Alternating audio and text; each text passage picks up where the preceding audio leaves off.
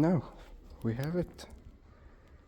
The turbo is broken on this Golf 7 TSI. It's BlueMotion. It's 1.4 engine. So most of the job gonna be from the bottom. We're gonna have it like as an POV video. Only thing we're gonna do from the top is just like prepare to remove from the bottom, because we need to remove the catalytic converter and extra. That's gonna be all showed in the video. So I hope you enjoy it. Let's prepare ourselves for it.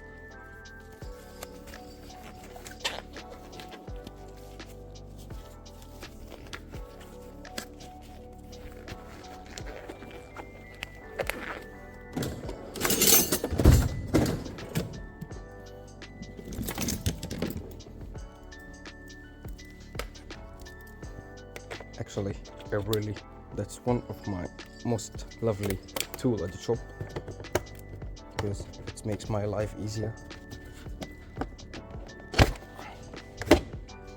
Ta-da! Now we need to move the charge pipe.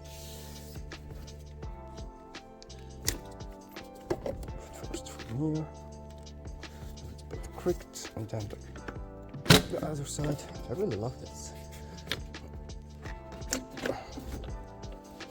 Charge pipes removed.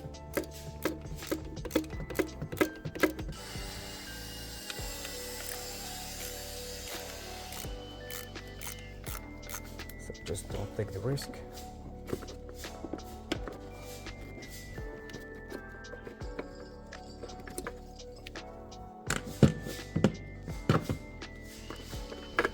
And take it all out. Screw back to the place, so we don't bust it. These two as well, with the rest of the stuff. And now we have the charge pipe piece of plastic about the turbo sticker. I don't know if you can see it from here. That's all we're gonna do from the top. You see, it's broken.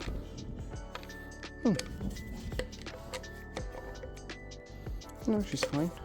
She's doing good. She's doing good. See it?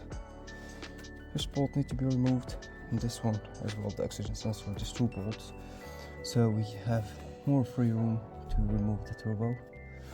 And the feed line, this one and this one, that's easy to remove it from here than the bottom.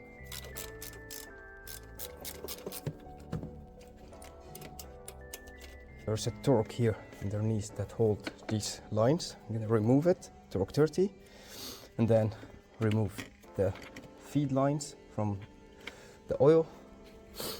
So then I can just move this one, lift it up, and then I can just pull this one away. But actually this one only touched the bracket. I believe I have just to remove the bracket and it will be fine.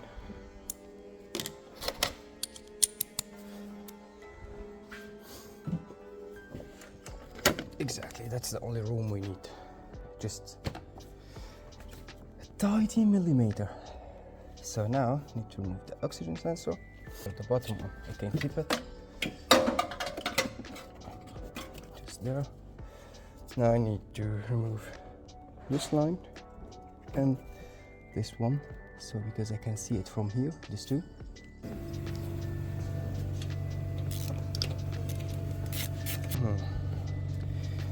So if I need more room, I need to take this one from here. That's also torque 30.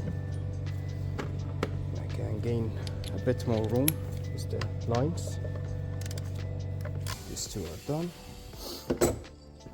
It's already loose from here.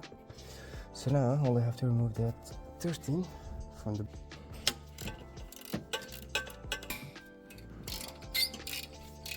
that would attach the turbo to the catalytic converter. I do now. After loosen it, hit it a bit, then the bottom side is already now loose. Take the whole screw up.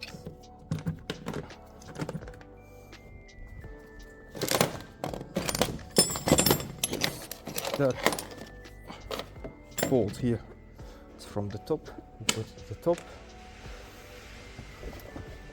Last look, everything here it's prepared, everything's fine, everything's loose. So now I need to move to the bottom of the car and continue the job.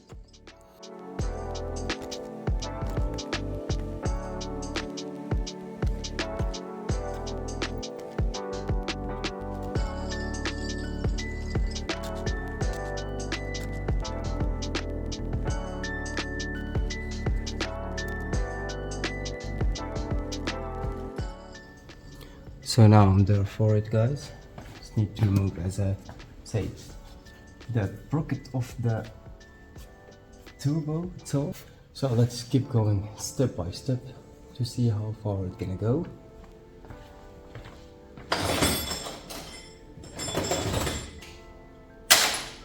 Need to remove the bracket of the catalytic converter.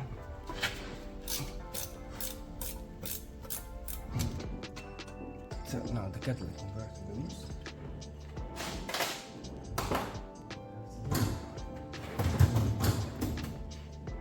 The clamp that we just loose from the top, the bottom was loose. Now we need to loose the top one. So, yeah.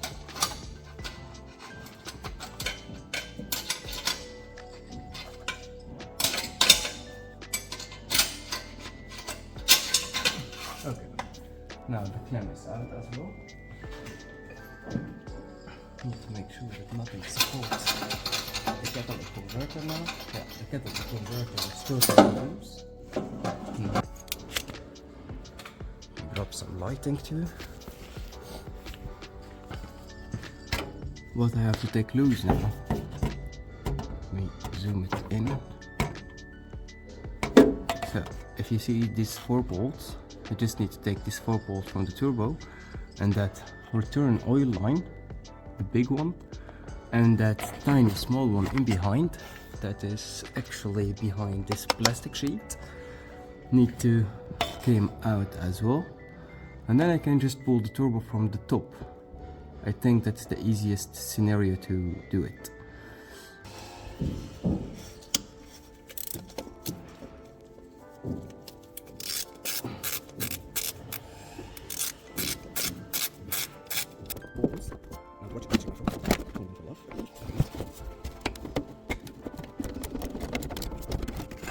I'm gonna change the position of the filming for you. Maybe I can put the phone exactly on these, so give me a second. So I hope that's better for you now. My hand's gonna be out of the way. Just taking the first bolt out.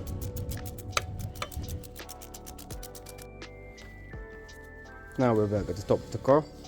Just need to try to pull the turbo.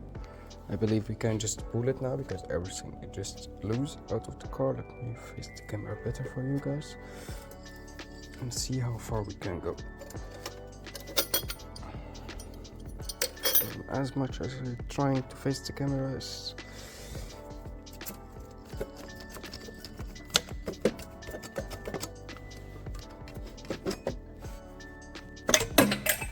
so now we have it. That's it. Just out of the car. And now we need to pick the new one, transfer everything from the old one to the new one. Lines and shits on it. And then start the car, test it, do a test drive, see how the car acts, if there's any code comes up. And then I think we're done. With everything now just being semi-transferred, we need to place the new studs on the engine, on the block. Some people do use Loctite on here. I already have cleaned the surface, so nothing to worry about. Some people used to put some Loctite on the studs, but I don't like it because sometimes when you need to take them off in the future, they snap off. And if they snap off, then it's really pain in a tooth problem to remove them in such a tiny place like that one. So better to not use a Loctite. By the heat it's gonna expand by itself. Just tight it to the torque spec, and by the heat it's gonna just expand and gonna be tight, no leaking as well. Now, with all the 4 studs is in, I don't know if you can see it, guys. I'm gonna place the turbo gasket, which is this one. I think I got the old one here. Ooh. It was leaking as well. So let's place the gasket as first. So gasket in. Now we pull the turbo. Ta-da! Already oiled. And we place the turbo on the place. Just let it hang over there for a bit.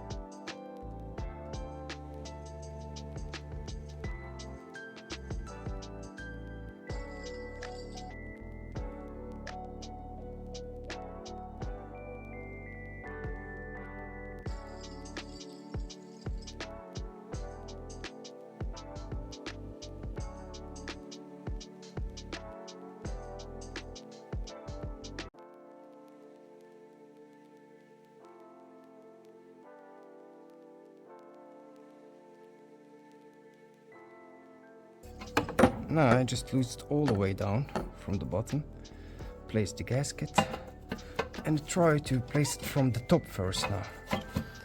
As you remember, guys, we have a 30mm bolt that fits in here. Ooh, wow! So, and this one now aligned, what I'm gonna do, place just the new gasket, new cover with the gasket. I've already placed the gasket. This is gonna be from the side back to the front.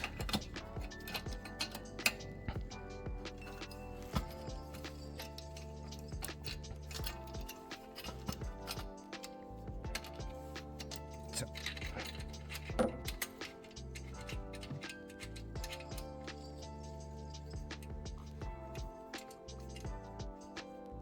I'm not gonna over tight it, just gonna place it so I know it's on place. I detect the oxygen sensor for nothing because, as I remember, I did in GTI 2-liter engine. It's not possible to move the turbo, you have to take the whole catalytic converter out. So that's why I took off the sensor. I thought that I need to take it all the way out because the sensor gonna touch the heat shield, the frame wall. So that's why I took it off. But now this sounds doesn't need to, just lay it on the side and that's it, fine. Now I need to go again underneath the car to tie those 2 bolts that I just took off. Place tight and then place the heat shield from the drive shaft as well. So at the end I decide to know, but that was only for me to watch it next year.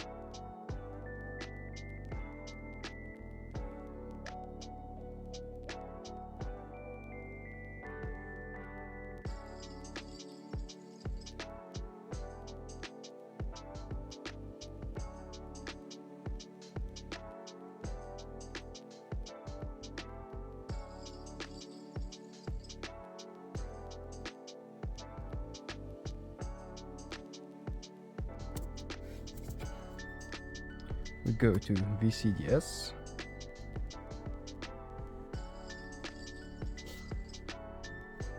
Select.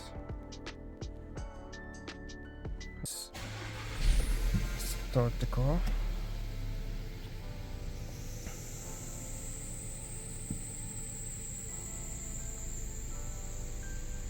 Pit liquid falls off, that's okay. So now we're gonna do a test drive. I have zero light on the dashboard.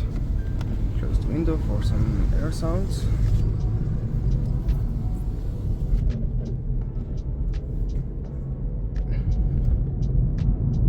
The car feels fine, drives fine. Boost as well in the proper way. So my way to test that always is to go manual, drop gear, third, RPM around 3.5, and then just kick in once. Then we got the car in front of us. But I like the bull. I like the bull. Try again after the corner, so we didn't got any surprise.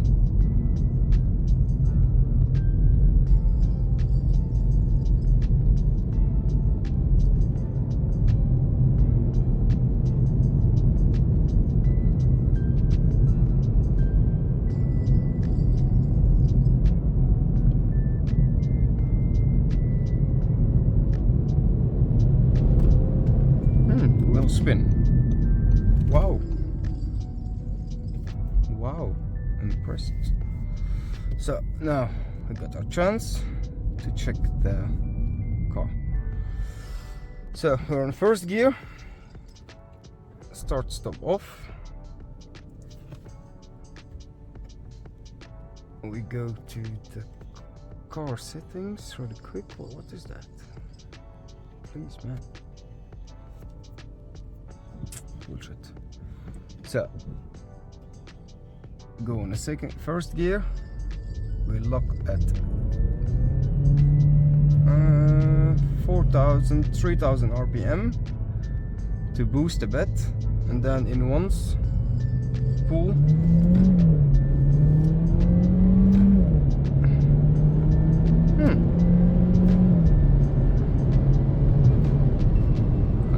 The car just drives perfect. She drives just perfect.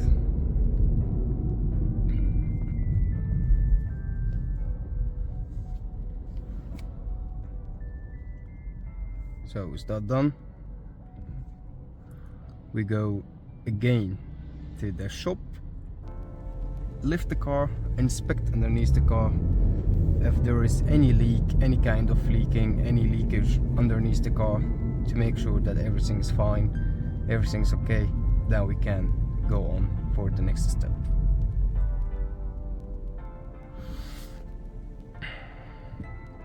It's too crowded way. I don't want to drive over the grass and mold and make the car dirty for the clients, so wait is better. So with that being done, I'm going back to the shop and inspect the car again from the bottom. So I was getting back to the shop, checked everything was okay, everything in the car, underneath the car was fine, no leakage, nothing leaks, everything is just fine, okay, just everything how it should be. Just place this chilled bag. Now I need to place the undercover, and that's it. We're pretty far done.